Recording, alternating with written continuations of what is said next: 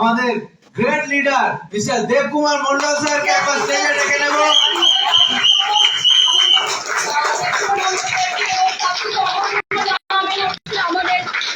Leader এবং প্রতিমা ma'am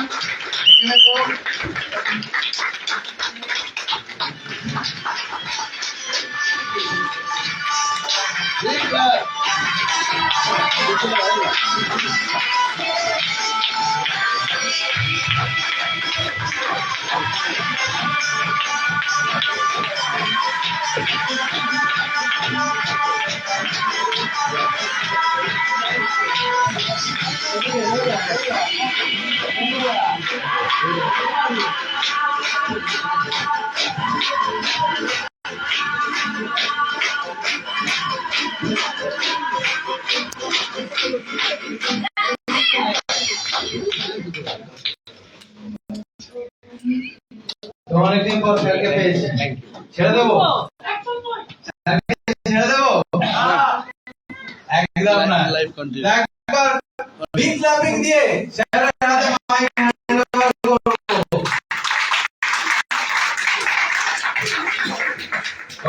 good morning good morning very good morning. সবাই excited? Yes. কেন? Award function পরপর কিসের জন্য এত এক্সাইটেড? পরপর অ্যাওয়ার্ড ফাংশন। পরপর অ্যাওয়ার্ড ফাংশন। আচ্ছা, এটা ট্রায়াল হচ্ছে নাকি? ফাইনাল কোথায় হবে? মনে আছে তো? Very good. তো থ্যাংক ইউ ভেরি মাচ। আপনাদের প্রত্যেককে এখানে আসার জন্য অজস্র ধন্যবাদ এবং প্রচুর অ্যাচিভার রয়েছে। আপনাদেরকে এখানে অ্যাচিভমেন্ট দেওয়া হবে, দেখতেই পাচ্ছেন প্রচুর। তো আপনাদের থেকে আমরা কিছু শুনবো, আপনাদের থেকে কিছু জানবো। হ্যাঁ, যারা যারা অ্যাচিভমেন্ট পেয়েছেন বা করেছেন তাদের থেকে আমরা আগে জানবো। তো আজকে আমি বেশি কিছু বলবো না, কেমন? তো মানসা খুব সুন্দর করে বলে দিয়েছে যে ভেস্টিজ কেন করবেন, ভেস্টিজ করলে কি পাওয়া যায়। হ্যাঁ, জিন্দগি কা সাথ ভি জিন্দগি কা বাদ ভি সবই আপনারা বুঝতে পেরেছেন তো? Yes or no? Yes or no? Very good. তো মোটামুটি সবকিছু জেনে গেছেন, বুঝে গেছেন এবং আপনারা ব্রোঞ্জ ডাইরেক্টর, সবাই সাবালক। Yes or no? সবাই সাবালক। নাবালক আছেন কেউ? নাবালক নেই তো? সবাই সাবালক? কি বলে না কেন? না, বলছে নাবালক হলে তো জয়েনিং হবে না। এখানে 50 বছরও নাবালক আছে, প্রেস্টিজে জয়েনিং আছে কিন্তু কিছুই জানে না, প্যান্ট পরতে পারে না, জামা পরতে পারে না, নাকি না? Yes or no? হ্যাঁ না? অনেক ইঞ্জিন আছে এখানে, বিকল হয়ে আছে, নামে ইঞ্জিন, স্টার্ট দেয় না। Yes or no? দড়ি ধরে টানতে হয়। এরকম আছে কি নেই? এটা আছে। Very good. তো ঘটনা হচ্ছে এটা স্বাভাবিক এবং তার জন্য অবশ্যই আমরা দায়ী আর কি। যদি আপনি মনে করছেন যে আমি এখনো কিছু পারি না, আমি এখনো কিছু জানি না, আমি এখনো কিছু বুঝিনি, না জেনে ছেলেপুলের বাপ হয়ে গেছি, থাকি না, তো এর জন্য আপনাদের কোনো দোষ নেই, আমাদেরই দোষ, কেন আমরা সেইভাবে মানুষ করেছি আপনাদের। ওকে, তো সময় আসছে, এখন আর সেইভাবে ভাবার কোনো কারণ নেই, কারণ ব্রোঞ্জ অ্যান্ড অ্যাবভকে এখানে ডাকা হয়েছে। তার মানে বুঝতে পারছেন তো, একটু ধোলাই মাজাই হবে।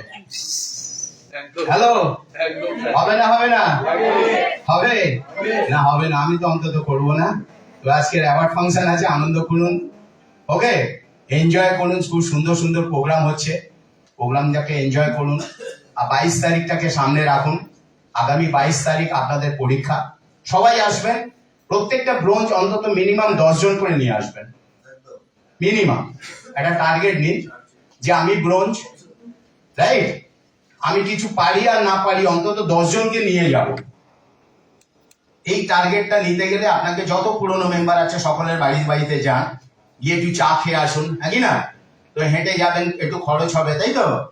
রিক্সায় খরচ হবে, বাড়িতে গিয়ে তুলে নিন, একটু চা খান, বিস্কুট খান, বেশি কিছু খাবেন না। ওকে, তো একটু রিলেশন বিল্ড করুন। এই আগামী যে কটা দিন বাকি আছে, আপনি বলেন দূর হতো মরে গেছে, কেউ মরেনি, কেউ মরে না এখানে। আমরা মেরে দিই, ভেস্টিজে কেউ মরে না, হ্যাঁ, কোমায় থাকে। কে কখন জেগে উঠবে আপনি জানেন না। যাকে বাতিলের খাতায় করে দিয়েছেন সেই হয়তো আগামী দিনে আপনার টিমে ইউসিডি হবে, ডিউসিডি হবে। তো এটা ডিপেন্ড করবে আপনি কতটা ফলো আপ করছেন। ওকে, তো একটু বেশি বেশি করে ফলো আপ করুন। 10 জনকে যদি টেনে নিয়ে যেতে পারেন প্রত্যেকটা ব্রোঞ্জ, আমি আপনাদের গ্যারেন্টি দিতে পারি 10 জনের মধ্যে 2টো লোক যদি চিৎকার করে ওখান থেকে বেরিয়ে বলে ইয়েস, ব্যাস আপনার কিন্তু মিটিংটা সাকসেস হয়ে যাবে। ইয়েস আর নো? আপনি জাগাতে পারছিলেন না, কিন্তু ওখানে নিয়ে ফেলে দিয়েছেন।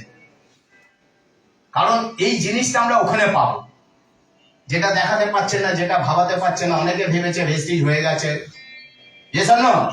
অনেকে ভেবেছে বা অনেকে ভাবিয়েছে তাকে, হ্যাঁ, যে ভেস্টিজের আর কিছু নেই, ভেস্টিজ করলে কিছু হবে না।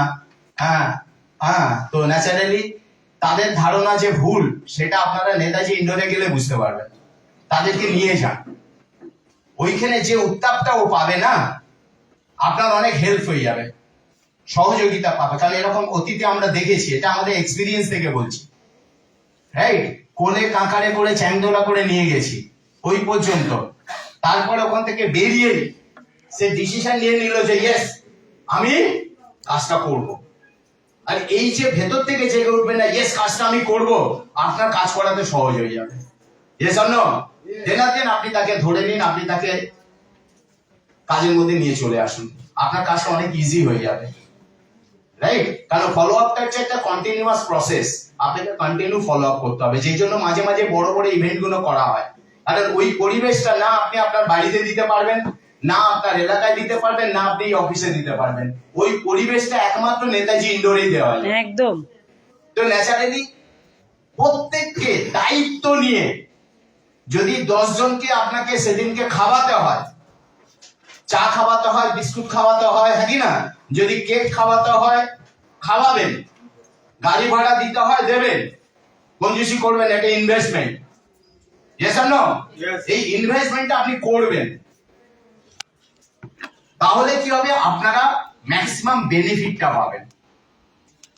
ওকে, তো আগামী 22 তারিখ এই প্রোগ্রামটা প্রত্যেকের দায়িত্ব নিয়ে 10 জন করে মানুষ, ব্রোঞ্জ যার ডেজিগনেশন ব্রোঞ্জ সে 10 জন, যার গোল্ড সে 20 জন, যার স্টার সে 30 জন, এইভাবে কিন্তু দায়িত্ব নিয়ে সঙ্গে নিয়ে যাবেন।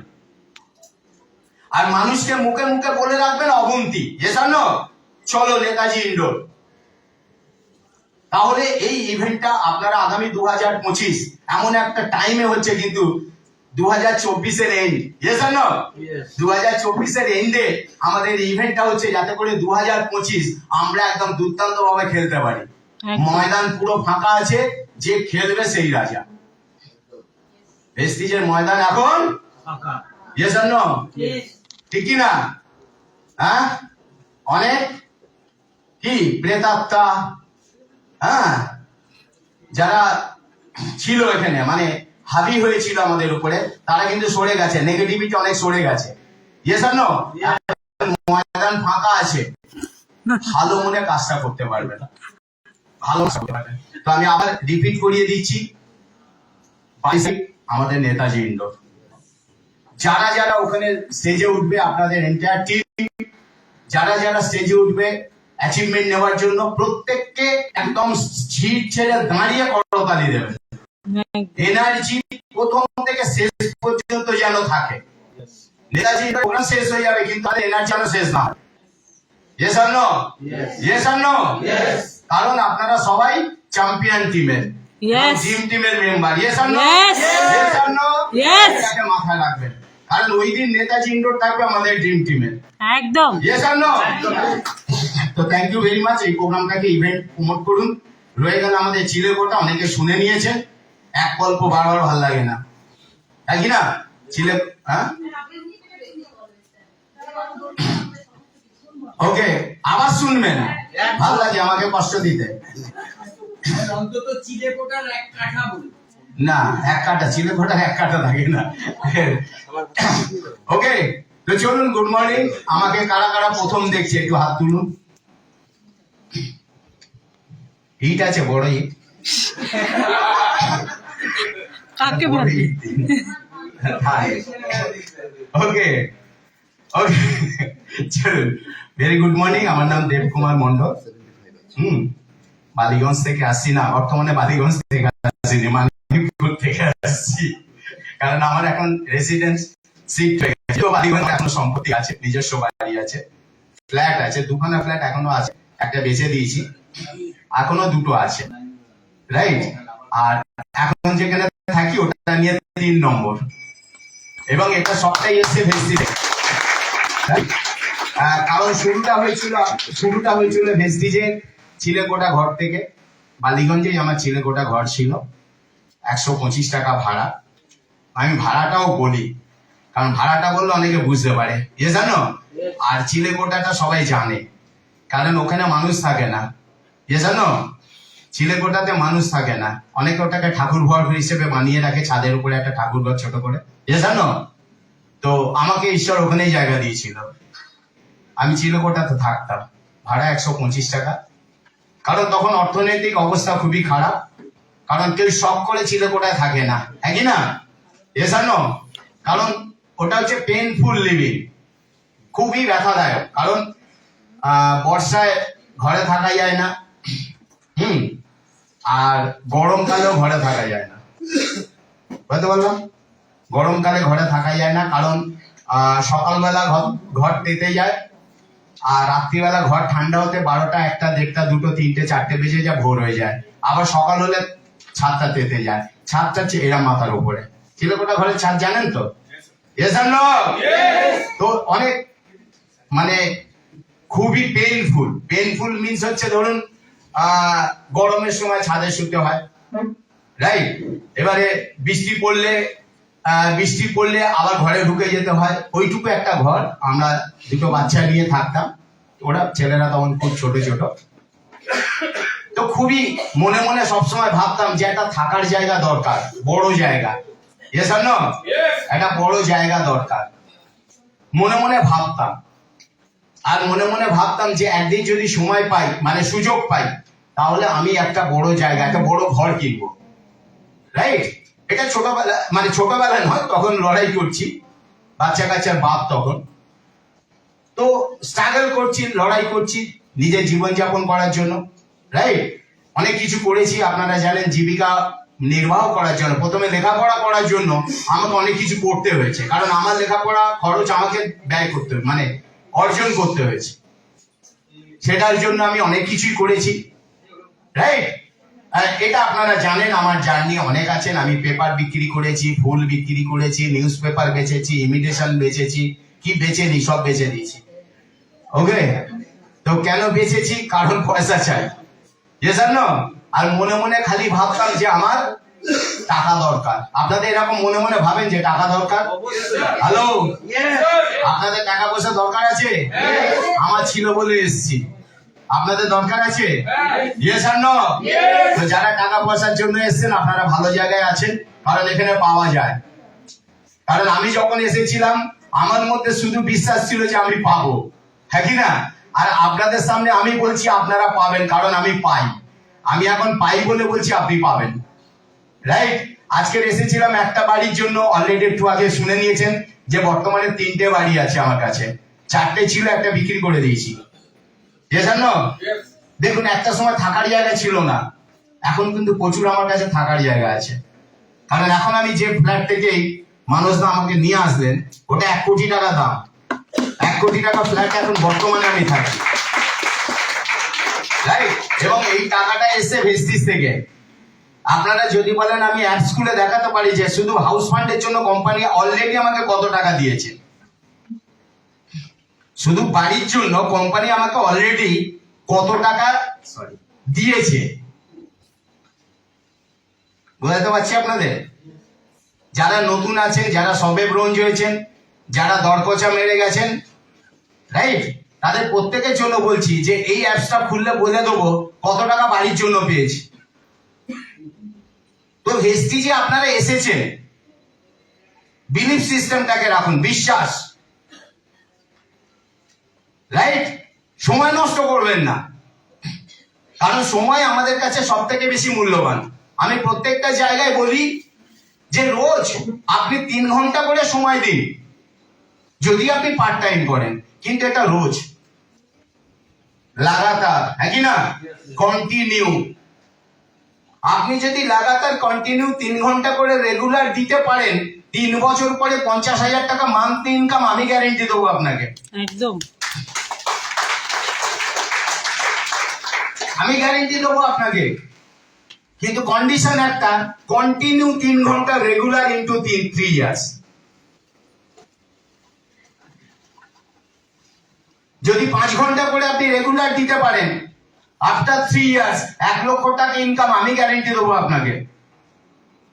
মাই ডিয়ার ফ্রেন্ডস, এই একটা জায়গায় আমরা মনে হয় খুবই কমফোর্ট জোনে থাকি, শুধুমাত্র ডাইরেক্ট সেলিং এ এলে, শুধুমাত্র ডাইরেক্ট সেলিং এ এলে।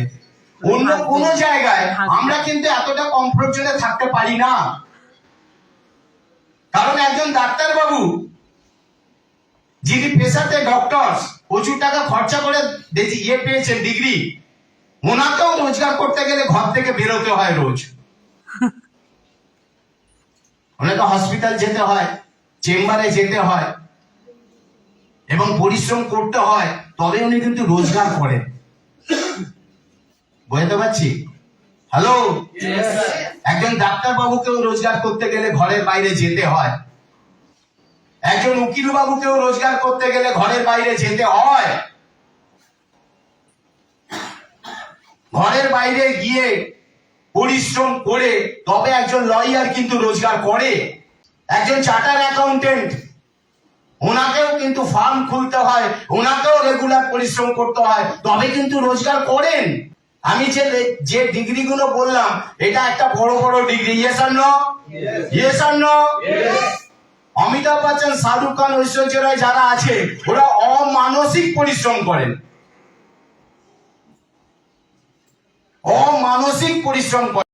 তাই এটা জানবেন, যে কোনো কাজেই সাফল্য পেতে গেলে পরিশ্রম করতেই হবে, এবং সেই পরিশ্রমটা যদি স্মার্টলি করেন, নিয়ম মেনে করেন, সিস্টেমের সঙ্গে করেন, কমিটেড হয়ে করেন এবং ধৈর্যের সাথে লেগে থাকেন, তবেই আপনি সাকসেস পাবেন।